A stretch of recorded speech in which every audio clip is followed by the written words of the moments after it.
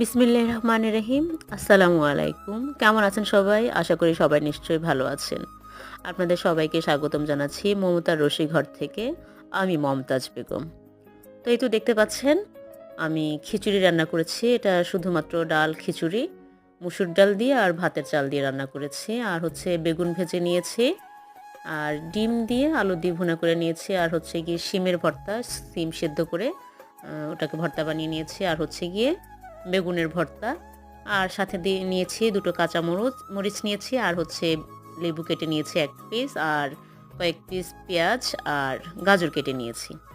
তো এটি ছিল কোনো এক শুক্রবার বা জুম্মাবারের দুপুরের খাবার। বাচ্চারা অনেকদিন খিচুড়ি খেতে চাচ্ছিল। তো ওটাই আমি রান্না করে দিয়েছি। আমি বেশিরভাগ সময় আমার বাচ্চাদের অনুরোধে বা বায়নায় আমি রান্নাগুলো বিসমিল্লাহির রহমানির রহিম। আসসালামু আলাইকুম। কেমন আছেন সবাই? আপনাদের সবাইকে